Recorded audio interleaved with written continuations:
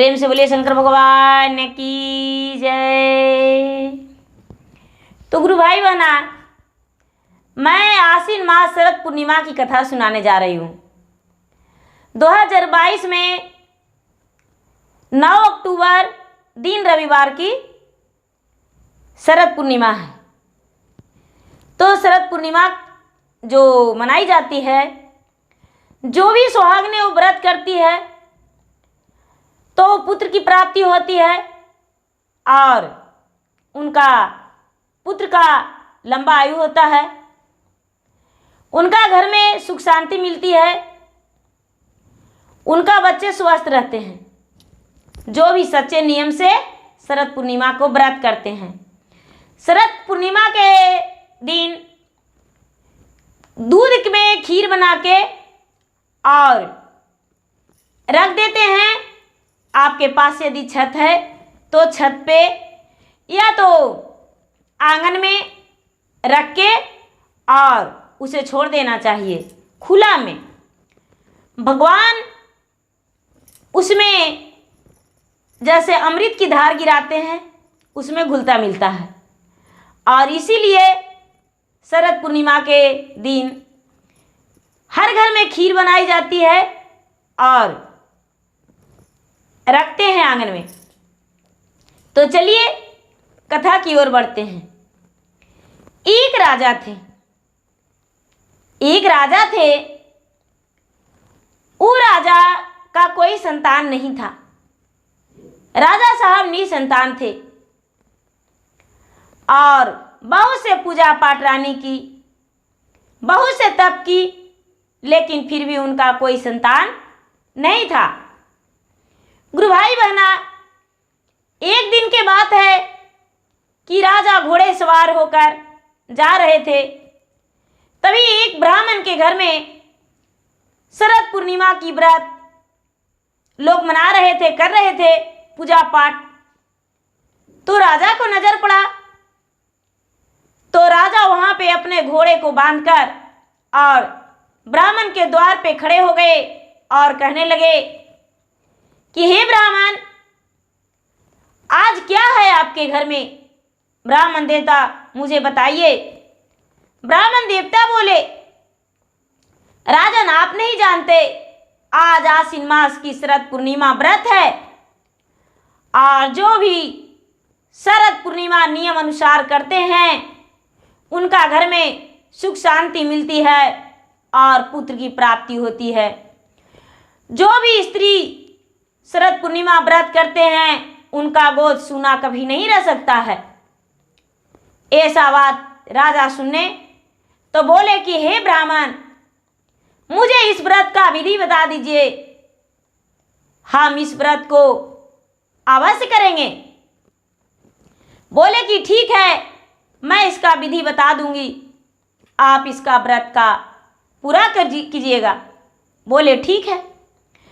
ब्राह्मण ने राजा के घर गए और दूसरा शरद पूर्णिमा आया तो राजा के पत्नी से ब्राह्मण बताए पूरा विधि और विधि विधान के अनुसार राजा की पत्नी शरद पूर्णिमा व्रत की और शरद पूर्णिमा व्रत करने के बाद उनका औद्र से कन्या जन्म लिया।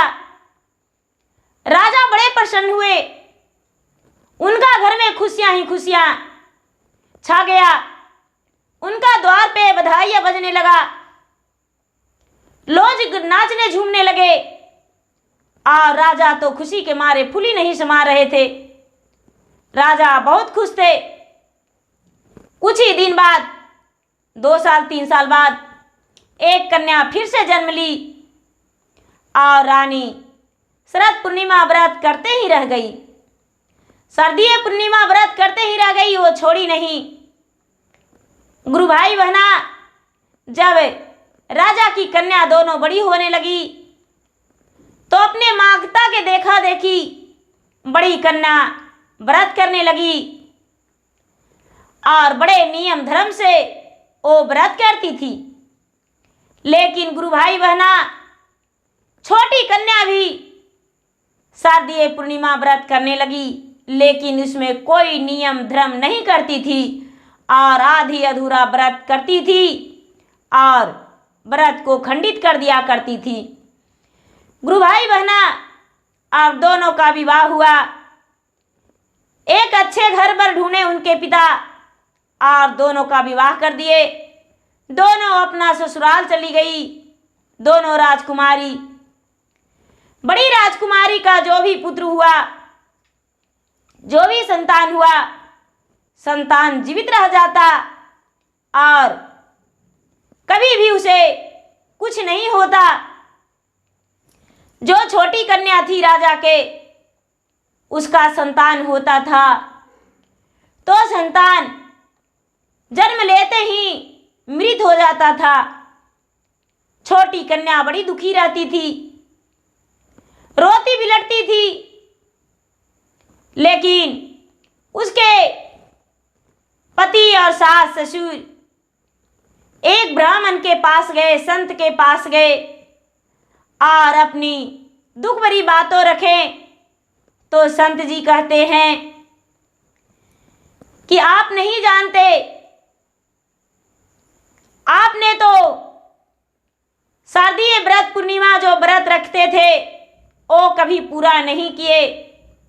इसी कारण आपका संतान जो है वो जीवित नहीं रह पाता है। और आप यदि पूर्णिमा व्रत का पूरा करेंगे तो आपका संतान बिल्कुल स्वस्थ जन्म लेगा और आपका गोद में खेलेगा, आंगन में गूंजेगा, आपका महलों का अधिकारी बन जाएगा। ऐसा बात राजा की छोटी पुत्री सुनी तो सोची कि ठीक है, इस व्रत को हम अवश्य रखेंगे। लेकिन गुरु भाई बहना, वो उस वक्त माँ बनने वाली थी तो शारदीय व्रत पूर्णिमा आता तब तो वो करती। पूर्णिमा आने से पहले ही उसका बच्चा जन्म ले लिया। जिस दिन पूर्णिमा आता उसी दिन रात्रि में बच्चा जन्म ले लिया और बच्चा जो जन्म लिया तो वो बच्चा का मृत्यु हो गया। गुरु भाई बहना, जो छोटी राजकुमारी थी वो क्या की कि बच्चे को एक बिस्तर पे पटरे पर करके सुला दी और उसे ढक दी और अपने बहन के घर बुलाने को लिए लोग का भेज दिए। उनका जो बहन थी, बहन आई। उस दिन बहन से कोई बात नहीं बताई कि हाँ, मेरा बच्चा जो है मृत जन्म लिया है और मैं इस पे सुला दिया हूँ। गुरु भाई बहना, जब बड़ी बहन आई तो चुपचाप छोटी बहन बोली, बहन इस बिस्तर पे बैठ जाओ। बहन कहती है ठीक है, मैं बैठता हूँ। लेकिन जब बैठने लगी तो उसका जो पल्लू था, पल्लू उस बच्चे में शरीर, उस बच्चे का शरीर में ठेक गया। उसका शरीर से टकरा गया और इसे पीछे से घसक गई। सोचती है अरे कुछ तो है, और बच्चा रो उठा, उसमें जीवन हो गया। बच्चा जो है जीवित हो गया।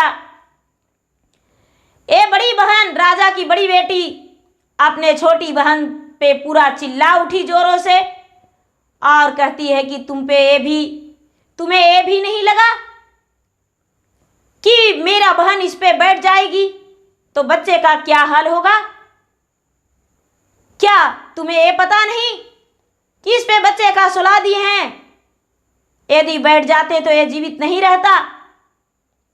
गुरु भाई बहना, इतना कहते ही अपने बहन के गले में छोटी बहन लिपट गई और जोर जोर से रोने लगी। उसका तो आवाज निकल ही नहीं रहा था। गुरु भाई बहना, छोटी बहन जो रोने लगी तो बड़ी बहन उनका आंखों के आंसू पोंछकर और कहती है कि तुम इतना क्यों रो रही हो? पहले मुझे बता दो, आखिर क्या हुआ है तुम्हें? छोटी बहन कहती है, दीदी मैं क्या बताऊं, मेरा बच्चा तो मृत पैदा लिया था और मैंने अपने बच्चे के लिए तुम्हें बुलाया, तूने मेरे घर आया और मेरा बच्चा जो है तेरा बंधन सटते ही जीवित हो गया। इससे ज्यादा मुझे क्या चाहिए था? बहन, तुम क्या करती हो? कौन सा व्रत करती हो और व्रत कैसे पूरा करती हो, हमें बताओ। गुरु भाई बहना शारदीय व्रत का विधि उसका बड़ी बहन बताई। उन्हें बताई कि देखो, पूरा दिन उपवास रहना, शाम के समय में जब चंद्रमा उग जाए तो चंद्रमा को लोटे में जल लेकर अर्घ देना और रोड़ी सिंदूर लेकर लोटे में जल भर के कलश बनाना और एक लोटे में अन्न रखना। अन्न रखना जैसे अन्न में गेहूं हो, अन्न में गेहूं हो, अन्न को भर देना और वो अन्न किसी को दान नहीं करना। वो अन्न इस जगह पे कहीं बूंद देना जो कि वो जलम जाए, वैसा स्थान पे उसे छीट देना। और उसके बाद यदि मन हो तो तू कुछ पूजा के बाद खा सकती हो, यदि तुम्हारा मर्जी नहीं हो तो पूरा दिन रात उपवास रह सकती हो, लेकिन खाना भी खाना तो अन्न नहीं, तुम्हें फल खाना होगा। ऐसे कह के और समझाई। घी का जोत अवश्य जलाना और जोत भी जलाना तो एक नहीं 2 जोत जलाना। बहन ने उसका बात समझ गई। लोटे में स्वास्तिक का चिन्ह बनाना, वो में भी रोड़ी से कच्चे धागा कलश में बांध देना और स्वास्तिक का चिन्ह बनाना। बहन ने छोटी बहन को समझाई। बड़ी बहन, छोटी बहन समझ गई।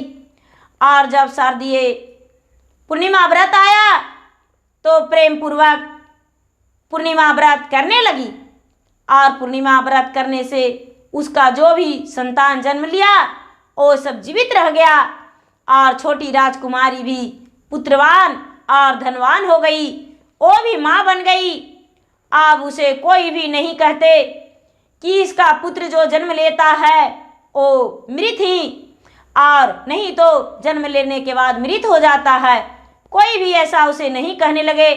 जब छोटी बहन का बच्चा जीवित हो गया तो गुरु भाई बहना पूरा वहाँ के नगर में हंगामा हो गया और छोटी बहन के जो पति थे उनका जानकारी हुआ कि मेरा बच्चा तो मृत जन्म लिया था, लेकिन मेरा पत्नी का जो बहन थी वो आई और उसका बदन सटते ही मेरा बच्चा जीवित हो गया। तो हाहाकार मच गया और उस नगर का लोग पूरा जुटकर आए इनसे विधि पूछने लगे और सारा लोग कहने लगे कि हम भी इस व्रत को रखेंगे, हम भी इस व्रत को रखेंगे। लोगों ने पूरा इस बात को चर्चा फैला दिए और सारा लोग पूर्णिमा व्रत करने लगे। शारदीय पूर्णिमा व्रत आश्विन मास की व्रत करने लगे। तो गुरु भाई बहना, जो भी आश्विन मास पूर्णिमा व्रत करते हैं उनका गोद कभी सूनी नहीं रह सकती। और ऐसे भी जो 32 पूर्णिमा कर लेते हैं उनका तो कभी गोद नहीं सूना रह सकता और नहीं धन धान्य का कमी रह सकता। जो भी 32 पूर्णिमा का व्रत करते हैं उनका हर खुशी भगवान स्वयं महादेव और कृष्णा भगवान उनका घर में देते हैं और महादेव और कृष्णा भगवान विराजमान हो जाते हैं। माता लक्ष्मी उनका घर में प्रवेश कर जाते हैं और आसन मार के बैठ जाते हैं। गुरु भाई बहना, 32 पूर्णिमा का व्रत करने से भगवान प्रसन्न हो जाते हैं और कोई भी महिला या पुरुष जो 32 पूर्णिमा करते हैं उन्हें हर खुशी भगवान पूरा करते हैं। तो गुरु भाई बहना, मैं भगवान से प्रार्थना करती हूँ कि हे भगवान, जैसे आप राजा की बड़ी बेटी को ज्ञान दिए उसी तरह सबको ज्ञान दीजिए। बड़ी बेटी ने शारदीय पूर्णिमा व्रत पूरा किया और भगवान ने उसका पूर्णिमा व्रत को स्वीकार करके और उसका हर खुशी पूरा किए।